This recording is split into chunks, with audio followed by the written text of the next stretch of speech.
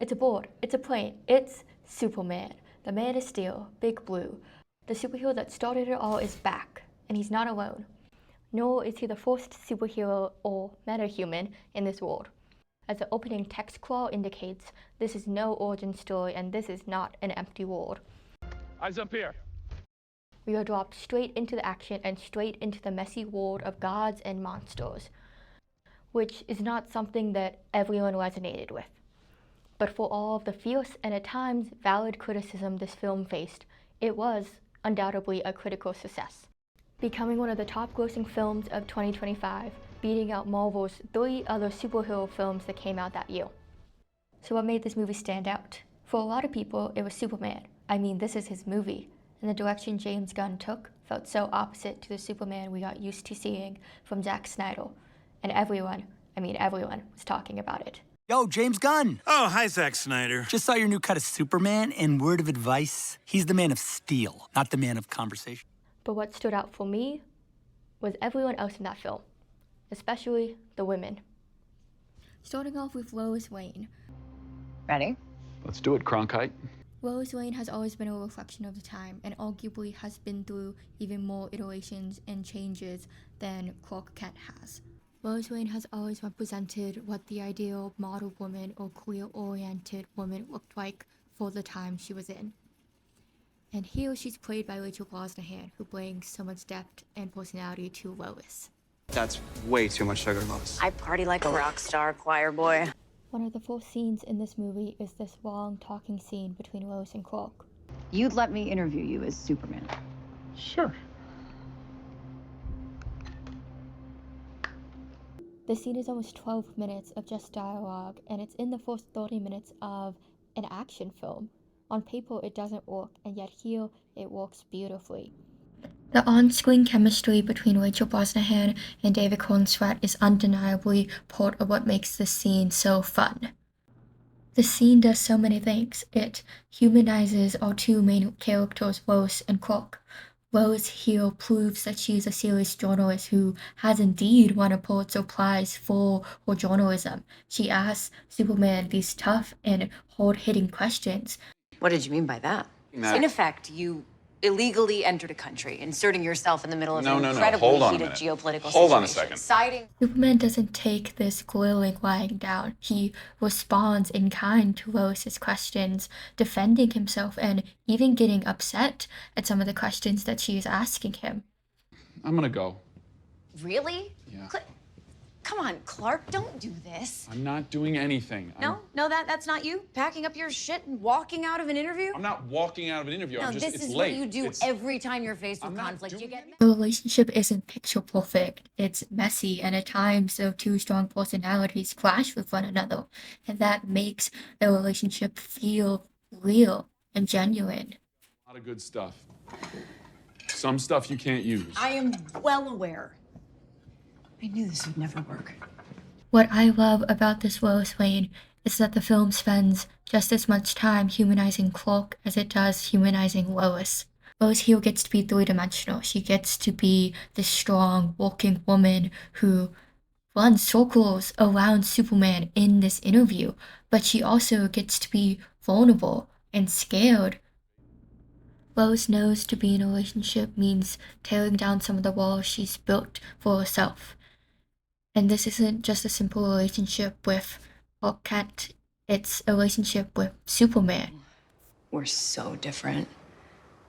I was just some punk rock kid from Bakerline, and you're Superman. I'm punk rock. You are not punk rock. I like the Strangle-Fellows and the PODs and the Mighty Crabjoys. Those are pop radio bands. They're not punk rock. The Mighty Crabjoys suck. Okay, well, a lot of people love them. My point is I question everything and everyone. You trust everyone and think everyone you've ever met is, like, beautiful.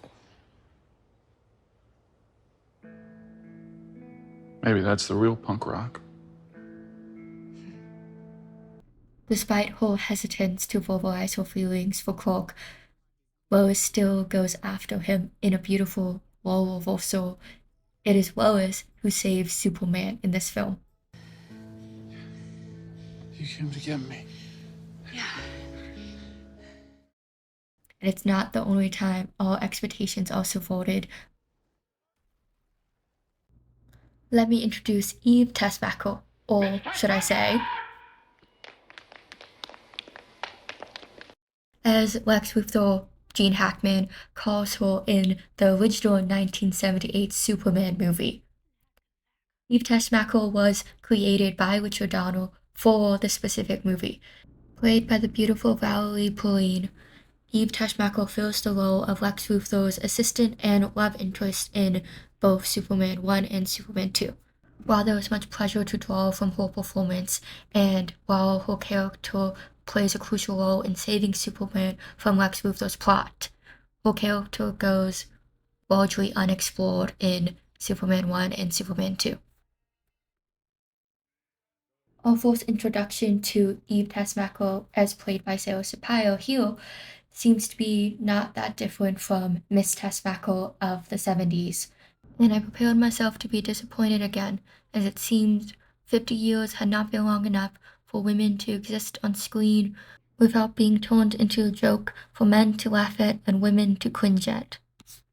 Comics and movies based in comics have a long history of messing up women, and I mean that in two ways. One, women are often written badly, and two, women are often put in harm's way, traumatized, tortured, or killed, all for the benefit of men, both those in universe and those consuming the media.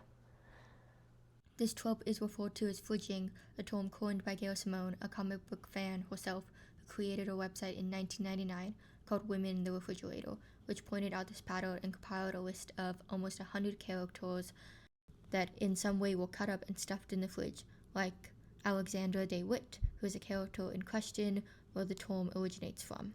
The girlfriend of Green Lantern's villain kills her and stuffs her dead body in the fridge for Green Lantern to find.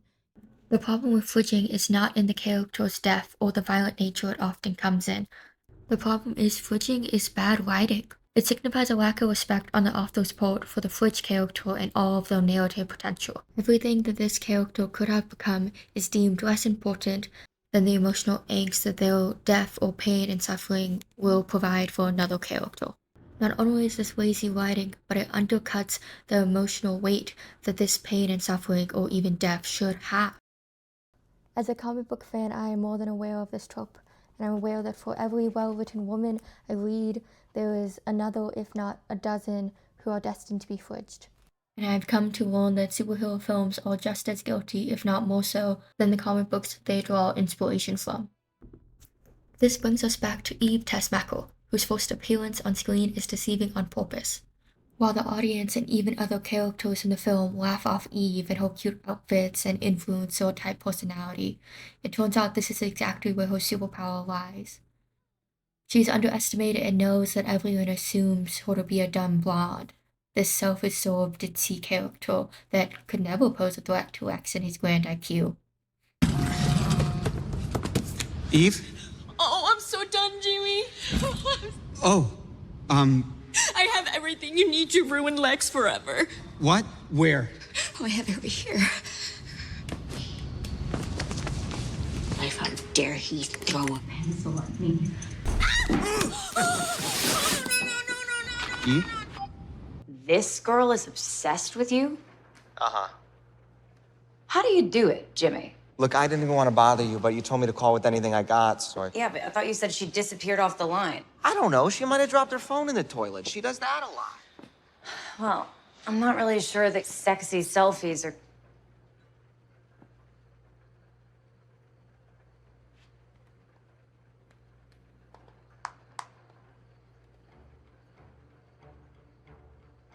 Your hot ex is a genius.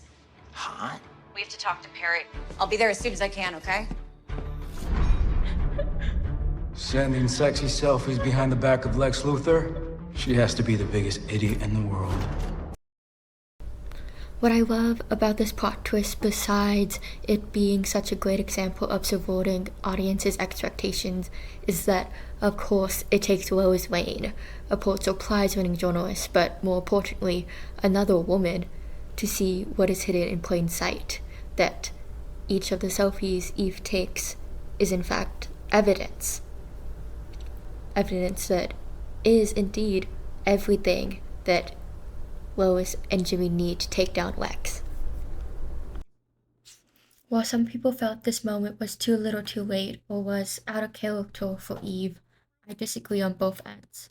I love this small moments of brilliance, and I think it's one, a lovely ode to the Richard Donner film that inspires the character, and two, it fits in with this new modern characterization of Eve. This Eve is an influencer, and I don't think it's that far of a stretch to say that she has practice from being an influencer at putting on a show or putting on a performance. Scenes we get of Eve talking to someone, she does switch back and forth between emotions really fast.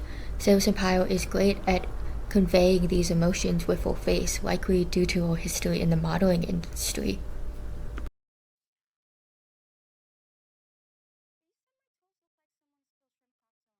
Sorry we had to meet here, but Lex is always accessing the traffic cameras, so he knows where I am. I really don't understand why you stay in that relationship. Because he made a point to tell me about all his ex-girlfriends he had in prison in his pocket universe. What? Right? How's your mom? My mom? Oh, I love her so much. I think of her as my mom even more than my own mother. In one of her few scenes, Eve here reveals that not only does she know that Lex is tracking her through the traffic cameras, but she knows how to get around them. She has a place where she can safely meet up with Jimmy Olsen without raising suspicion. She also casually and quickly mentions the pocket universe that Lex has, and then quickly deflects from it, which could be coincidence or could be further proof that Eve Teschmacher is smarter than we give her credit for. What I took away from the film, and what I hope more people would start to realize, is that this is a world where everybody matters. Even the smallest character, the one everyone wants to write off instantly, gets to be a superhero here. Powers or not, gender, whatever.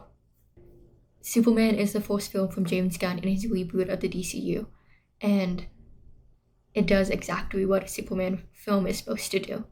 And it gives me hope. Hope that not only are superhero movies back, but that superhero movies that accurately portray women are back. And just saying that puts a smile on my face.